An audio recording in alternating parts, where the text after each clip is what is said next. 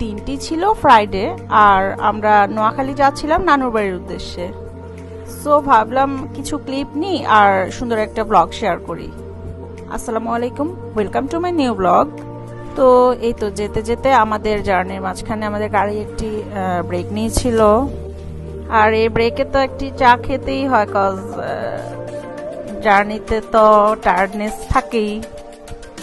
Whatever, আমরা হালকা কিছু স্ন্যাক্স আর চা খেয়েছিলাম এই আর কি। আমাদের ব্রেকটা ছিল 20 মিনিটসের, খুব বেশি টাইম না থাকাতে আমরা চাটি হাতে নিয়ে গাড়িতে উঠে বসলাম।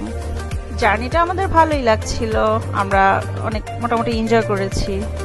এরই মধ্যে আমরা নোয়াখালী পৌঁছে গিয়েছি, আর এটা ছিল আমার নানুর বাড়ির আশপাশের মাঠগুলো। দেখে মনে হচ্ছে ধান কেটে মাত্রই শেষ করেছে। অ্যাকচুয়ালি আমার অনেক বছর পর নানু বাড়িতে আসা, আর দেখে আশপাশ দেখছিলাম, আমার খুব এক্সাইটমেন্ট কাজ করছিল। আর আমরা আমাদের নানু বাড়ির সামনে চলে এসেছি, আর আপনাদের সাথে শেয়ার করছি আমার নানু বাসাটি কেমন। আমরা সেদিন পৌঁছেছিলাম খুব দুপুরবেলা। এই তো গেটে দিয়ে ঢুকার পর দুপাশে সুন্দর সুন্দর গাছ, আর মাঝখান দিয়ে ছোট্ট সরু একটি রাস্তা। নানু বাড়িতে খুব ছোটবেলায় খুব আসা হতো, আর এর মধ্যে অনেক বছর আসা হয়নি, তাই গিয়ে নস্টালজিক হয়ে যাচ্ছিলাম সব দেখে।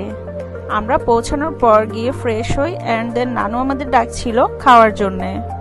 সেদিন লাঞ্চে ছিল নানুর নিজস্ব পুকুরের ডিফারেন্ট মাছের item. Really it was so tasty.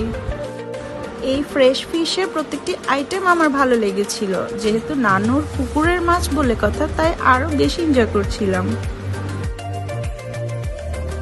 আমরা খাওয়া দাওয়া শেষ করে একটু বের হয়েছিলাম পুরো বাড়িটি ঘুরে দেখার জন্য।